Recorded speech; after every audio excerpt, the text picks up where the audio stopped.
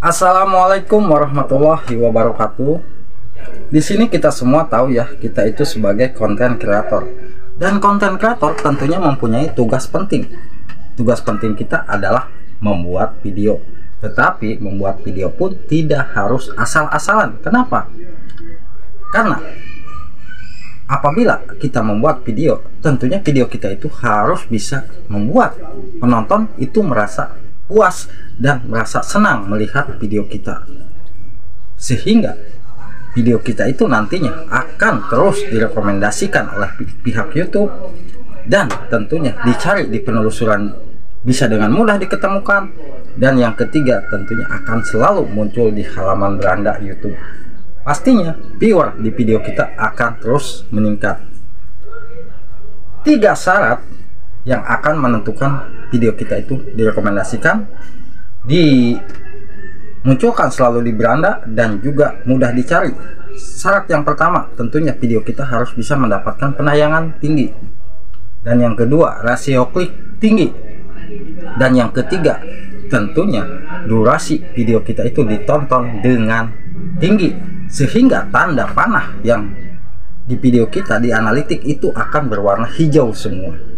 Apabila tanda panah sudah berwarna hijau semua, itu tandanya video kita ditonton dengan betul-betul puas oleh para penonton, sehingga kita yang membuat video pun sudah merasa bangga ya.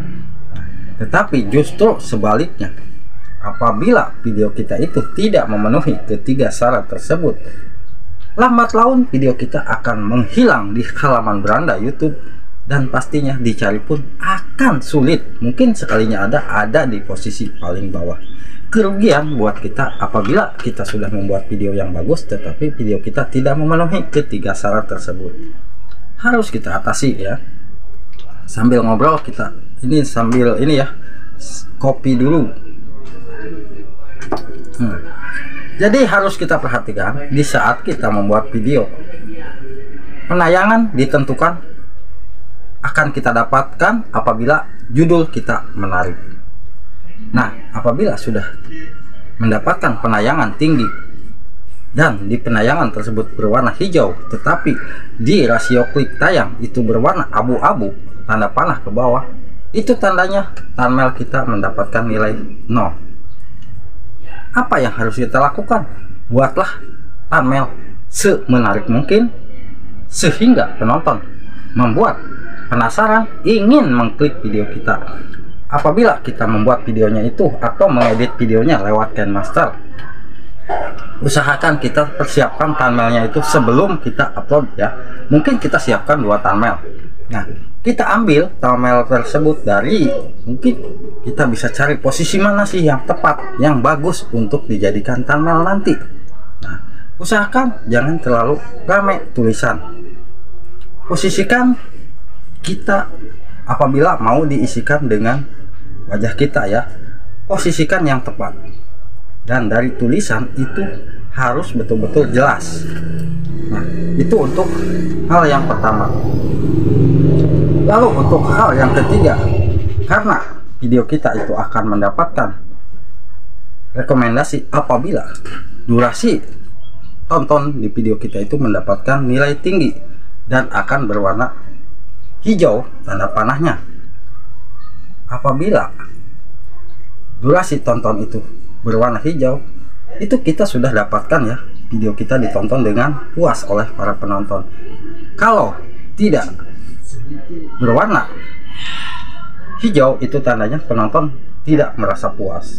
Jadi kita harus menghindar di saat kita membuat video. Jangan sampai kita melakukan video kita hanya dibuat atau dibutuhkan hanya 3 menit, tetapi justru kita membuat videonya itu ditambahkan menjadi 10 menit. Nah, itu akan merusak ya video kita. Buatlah video yang sesuai, yang memang betul-betul di saat 3 menit nih butuh waktunya, kita buat aja 3 menit. Jangan sampai kita melebihi ya. Nanti justru video kita akan di-skip. Kecuali kalau kita di saat kita mengedit videonya itu di KineMaster, kita bisa perlambat. Nah, di situ kita bisa perlambat. Itu tidak jadi masalah, karena kalau kita upload video hanya butuh waktu 4 menit, tetapi kita tambahkan dengan kita menggeser atau membuat tambahan video yang sudah ada di depan, itu justru akan rusak. Nah, itu untuk kita videonya itu mendapatkan 3 syarat: rasio klik, penayangan, dan juga durasi tonton ya. Itu kita harus atasi, jangan sampai kita diamkan. Lalu usahakan yang mungkin upload videonya setiap hari, kita harus bisa memahami penonton jam berapa sih videonya itu mereka sering membuat atau sering membuka channel YouTube. Jangan sampai kita upload video tanpa kita memantau jam waktu upload. Itu akan sulit juga mendapatkan rasio klik.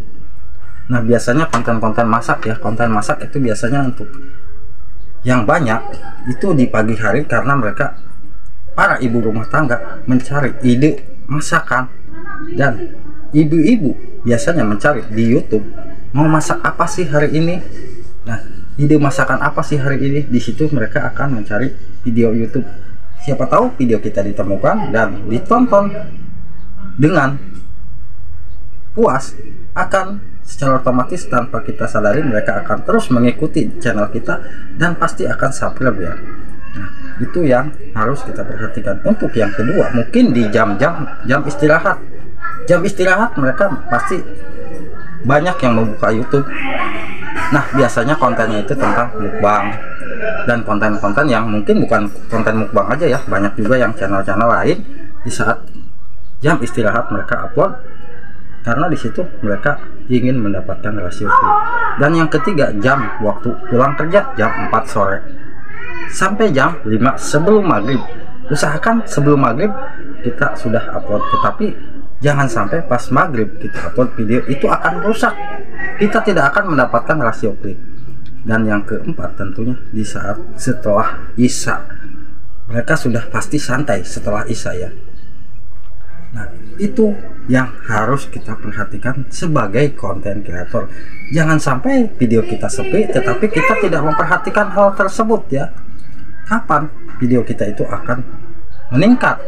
Penontonnya selalu sepi tetapi kita tidak memahami hal ini. Pertama, kita harus bisa menentukan video apa yang disukai oleh penonton, video apa yang harus kita buat untuk bisa merasa puas para penonton ya. Jangan sampai kita membuat video yang penting upload, justru itu yang akan merusak. Tentukan minat penonton itu apa sih di channel kita mau. Hanya itu yang bisa saya sampaikan. Semoga video ini bisa bermanfaat ya buat sahabat YouTubeku. Semoga bisa berkembang nanti channelnya, terutama di saat video kita sepi bisa menjadi rame. Jangan lupa ya dukung channel ini dengan cara di like, di komen, dan juga di subscribe. Saya ucapkan banyak-banyak terima kasih. Wassalamualaikum warahmatullahi wabarakatuh.